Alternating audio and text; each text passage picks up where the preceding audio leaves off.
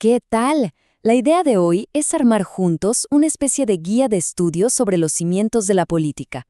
Vamos a centrarnos en esas definiciones clave y en los conflictos históricos que han moldeado nuestro mundo. Así, podemos entender mucho mejor el origen de las ideas que hoy nos rodean. A ver, esta es la hoja de ruta que vamos a seguir. Primero, lo básico. ¿Qué es la política? Después, vamos a ver sus herramientas principales, el poder y el Estado. Luego, viajaremos un poco en el tiempo para entender su origen histórico. Y para cerrar, veremos cómo los grandes conflictos le dieron forma a las instituciones que tenemos hoy. Muy bien. Empecemos por el principio. Para entender cualquier tema complejo hay que tener clara la base, el fundamento. Y créanme, con la política esto es absolutamente esencial. Escuchamos esta palabra por todos lados, ¿no? Se habla de la política de una empresa, la política deportiva, hasta en la familia. Pero cuando nos metemos en el estudio serio del tema, ¿a qué nos referimos exactamente? ¿Cuál es el núcleo de todo esto? Y acá está la clave. En el fondo, la política es la manera que tenemos los grupos de personas para manejar nuestros desacuerdos.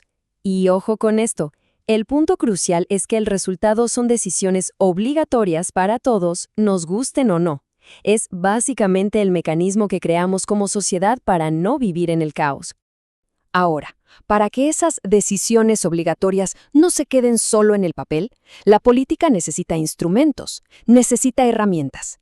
Y las dos más importantes son sin duda el poder y la gran estructura que lo organiza, el Estado. Esta es la definición clásica del sociólogo Max Weber, y es potentísima. El poder es, en pocas palabras, la capacidad de hacer que otros hagan algo, incluso si no quieren. Es la fuerza que respalda cada decisión política. Porque, seamos sinceros, sin poder, una ley es solo una buena sugerencia. Y aquí tenemos la otra gran definición de Weber, que es fundamental. El Estado es esa entidad única que puede usar la fuerza de manera legítima. ¿Qué significa esto? Que solo el Estado, a través de la policía, por ejemplo, puede, legalmente, meter a alguien preso, cobrar una multa a la fuerza. En fin, es el árbitro final que impone las reglas del juego. Para que esta idea del Estado no sea tan abstracta, podemos descomponerla en 3 elementos muy sencillos. Primero, necesitas gente, o sea, una población. Segundo, un espacio físico con fronteras claras, el territorio. Y tercero, y quizá lo más importante, la soberanía, la autoridad final e indiscutible para tomar decisiones dentro de ese territorio. Perfecto. Ya con las definiciones claves sobre la mesa, la pregunta obvia es, ¿y esto de dónde salió? Porque el Estado, tal como lo conocemos, no apareció de la nada. Es el resultado de un proceso histórico larguísimo y bastante complejo. Esta línea de tiempo nos muestra un cambio brutal.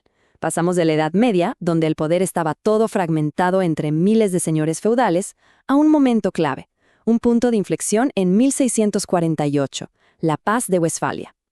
Este tratado es importantísimo porque ahí nace la idea de soberanía territorial, el germen del Estado moderno, centralizado que conocemos hoy. En medio de todo ese cambio caótico, vivieron filósofos como Thomas Hobbes.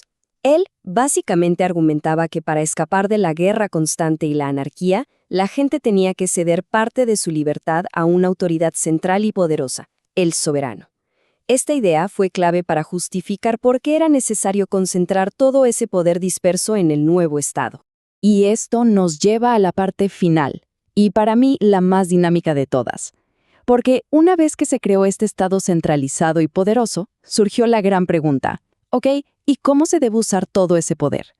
La respuesta, bueno, esa se fue escribiendo a base de conflictos y revoluciones.